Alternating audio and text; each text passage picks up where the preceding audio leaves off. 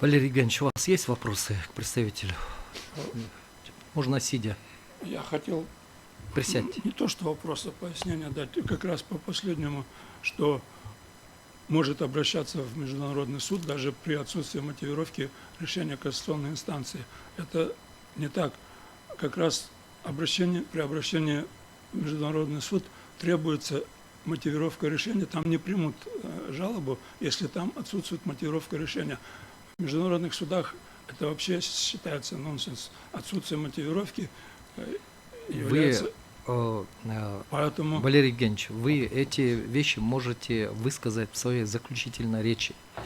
То есть ваше мнение, ваши позиции, которые возникли непосредственно на заседании здесь. Сейчас у вас вопросы есть? Ну, хорошо, вот вопрос представителю Жогоруку Кенеша. Вот эта норма оспариваемая, вы знаете, когда появилась в ГПК, часть 6 статьи 370, она же там не была всегда изначально. В какой момент появилась? У нас последние десятилетия, 10 лет уже несколько раз менялись все процессуальные законы. Я точно дату не могу вам сказать, но предполагаю, что это было принято в 98 году, в 97-98 годах.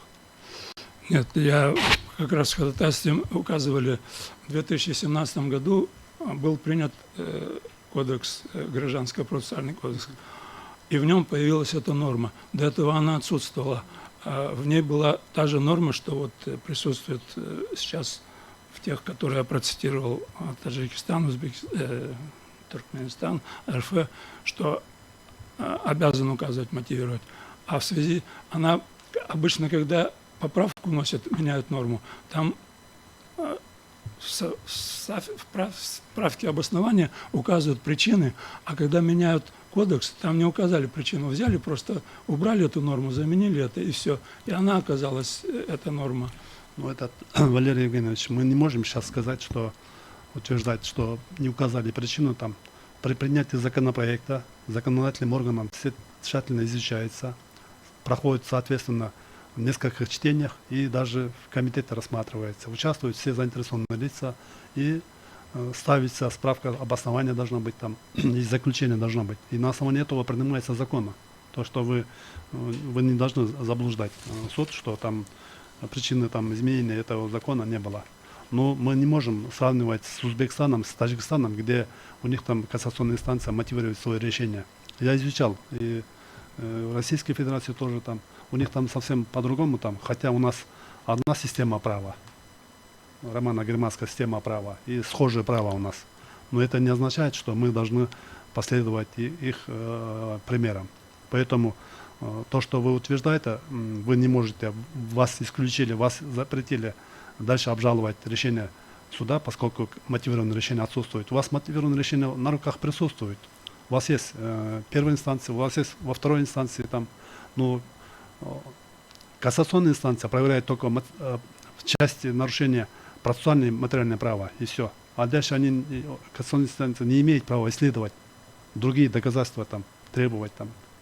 Это вы должны знать. Ну, просто я вам говорю как представитель, как юрист.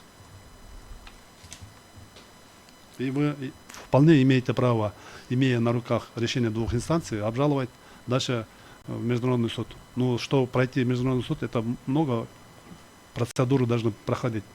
Вы должны получить там, соответственно, отказ от рассмотрения ваших заявлений соответствующими органами.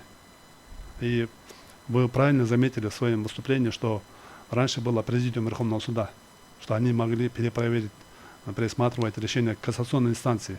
А в настоящее время у нас отсутствует президиума нету, поэтому я считаю, что у вас на руках имеется, и вы вполне можете обжаловать дальше международные суда.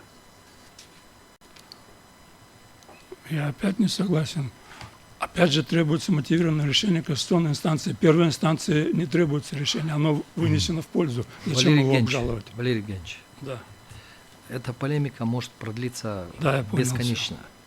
Поэтому я вам предоставил возможность задать вопросы. Если у вас есть какие-то позиции, которые не совпадают с позицией представителя Жогорку Кенеша, вы можете об этом сказать в своей заключительной речи. Я хотел Есть еще сказать, вопрос? что то, что он изложил, проверяется, проводится экспертиза, это самая всесторонняя при принятии закона юридическая экспертиза. Но это теоретически все правильно, да, в теории должно быть так. Как происходит на практике, мы тоже знаем, как происходит с этой экспертизой, что эксперты тоже люди, они не избавлены от ошибок и могут или проявить какую-то там халатность или небрежность и просмотреть все эти нормы, что указывает как раз практика всех этих экспертиз. Я не буду сейчас приводить примеры, нет необходимости. Поэтому то, что теоретически должно, мы знаем, а как происходит на самом деле.